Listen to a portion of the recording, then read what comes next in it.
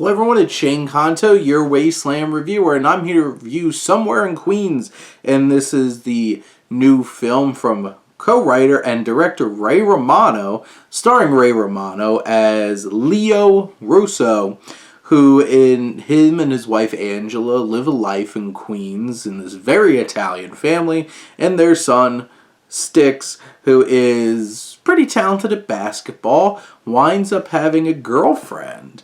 And things might not be going as well with that, and what Leo really wants is his son to go off to college and play basketball.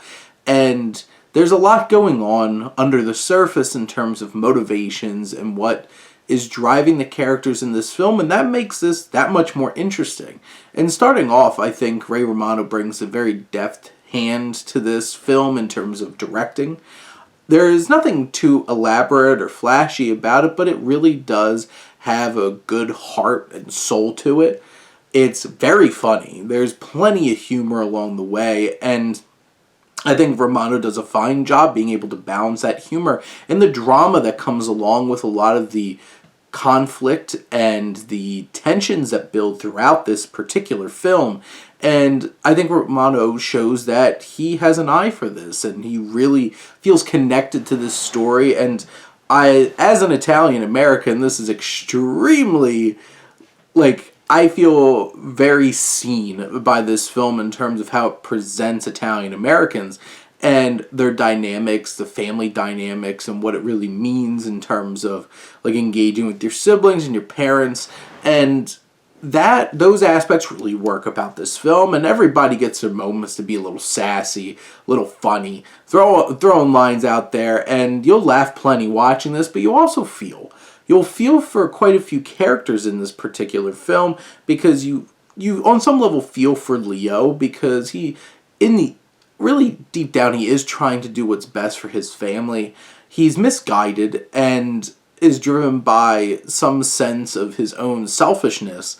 And the journey that you see Leo go on is very moving. And it's this growth that really helps you connect with him as a character. There might be a few moments along the way that feel a little jarring or a little out of place. There's a whole entire subplot with Jennifer Esposito's character, who kills it in this film and definitely grabs a lot of attention, including Leo's, but I feel like that might not have felt like how necessary that was in terms of this journey.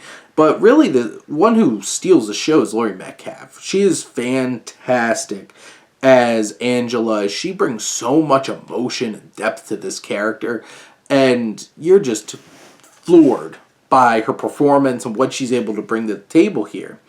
And you have the likes like Jennifer Esposito and Sebastian Maniscalco and others that give these good supporting turns in this film. But when it comes down to, you have Sadie Stanley, who plays Danny, the girlfriend, and then you have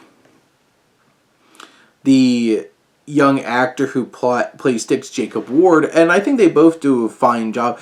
Ward actually surprised me a decent amount with his performance in this film, to be honest, and I wasn't quite expecting the amount of depth that you'd get out of this character and his performance. And there's a lot of moving pieces to this film. There's a lot of characters. Each character, even like aunts and uncles and grandparents, they have some kind of layer to add here.